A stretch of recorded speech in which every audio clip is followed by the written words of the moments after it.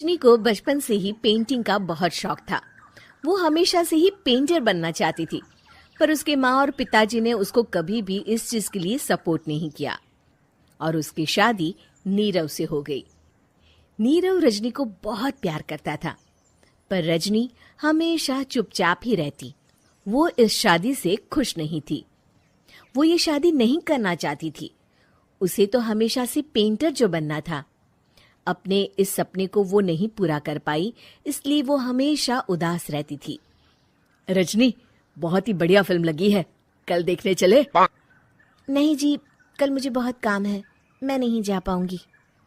अच्छा तो कोई बात नहीं, संडे को चलते हैं। देखिए, मुझे फिल्म देखना पसंद नहीं है, आपको जाना है तो चले जाइए। नीरव को मना करके रजनी वहां से चली जाती है और अपने बैग को खोलकर उसमें बंद पड़े ब्रश और कलर्स को देखकर रोने लगती है। रजनी, चलो ना कहीं बाहर खाने चलते हैं, कुछ तुम्हारी पसंद का। जी मुझे नहीं जाना, मेरी तबीयत ठीक नहीं है। रजनी वहां से चली जाती है। नीरव को समझ नहीं आता कि रजनी उससे इतना दूर क्यों रहती है। वो जब भी उसके साथ वक्त बिताना चाहता है, रजनी कोई ना कोई बहाना बना देती है। एक दिन घर पर कोई नहीं था। रजनी घर का सारा काम जल्दी से खत्म कर लेती है। घर पर अकेले होने के कारण वो सोचती है कि वो आज पेंटिंग करेगी। वो अपने कमरे में जाकर पेंट ब्रशेस और कलर्स निकालकर जैसे ही कलर मिक्स कर रही होती है कि दरवाजे पर बेल बज जाती है। अब कौन आ गया इस वक्त? इतनी मुश्किल से तो मुझे पेंट करने का मौका मिला है। रजनी दरवाजा खोलती है तो उसकी सास अपनी सहेलियों के साथ खड़ी होती है और सब घर के अंदर आ जाते हैं। अरे बहू, सबको शरबत बनाकर पिला दे, बाहर तो बड़ी गर्मी है। उफ। जी। रजनी पेंट ना कर पाने से उदास हो जाती है। उसे गुस्सा भी आ रहा होता है कि उसने इस शादी के लिए हाँ क्यों कह दी। वो रसोई में जा रही होती है कि उसकी सास उसे रोकती है। बहू, सबके खाने का भी इंतजाम कर लेना, आज का लंच तो ये सब यहीं करेगी। हाँ। रजनी बिना कुछ कहे रसोई में चली जाती है। सबके लिए खाना बनाती है। सब खाना खाते हैं और रजनी घड़ी देखती है कि ये सब कब जाएंगे ताकि वो अपनी पेंटिंग कर सके। जब शाम होती है तब सब चले जाते हैं अपने घर। अरे बहू, सब तेरे खाने की तो बहुत तारीफ कर रहे थे, सबको बहुत अच्छा लगा खाना। आपको मुझे सुबह बताना चाहिए था ना कि आपकी सहेलियां आ रही हैं। पता भी है कितना वक्त लगा सारा खाना बनाने में। अरे बहू, तू ऐसे कैसे बात कर रही है मुझसे?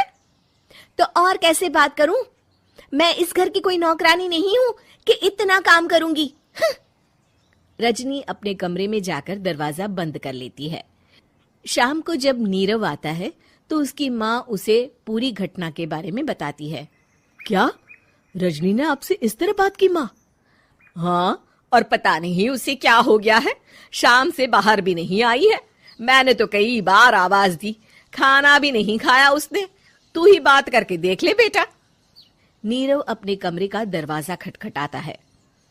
रजनी, दरवाजा खोलो, मैं हूं। रजनी दरवाजा खोलती है और फिर वापस जाकर अपने बिस्तर पर लेट जाती है। रजनी, माँ से बात करने का ये क्या तरीका है? मैंने कोई गलत बात नहीं की है। अरे तुम क्यों ऐसे बर्ताव कर रही हो सबके साथ? क्या तुम इस शादी से खुश नहीं हो? रजनी कुछ नहीं बोलती।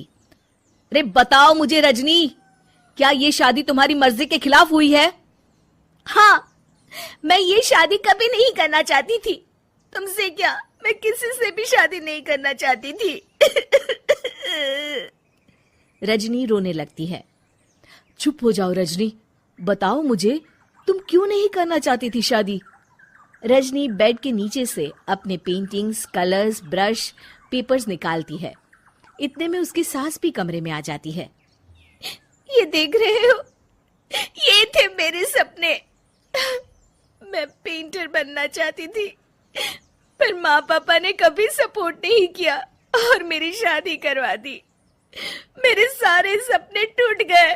हर वक्त बस गुस्सा आता रहता है मुझे। मैं जानती हूँ कि आप लोगों की इसमें कोई गलती नहीं है, पर मैं क्या करूं, मुझे समझ में नहीं आता।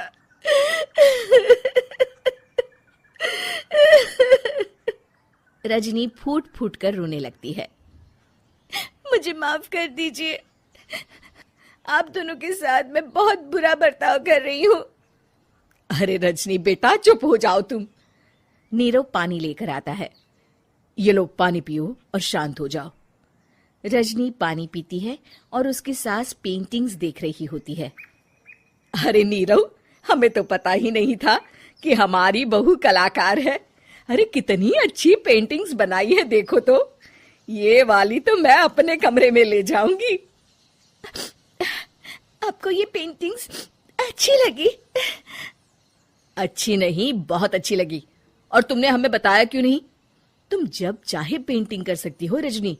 हम तुम्हारे सपनों को पूरा करने में तुम्हारा पूरा साथ देंगे।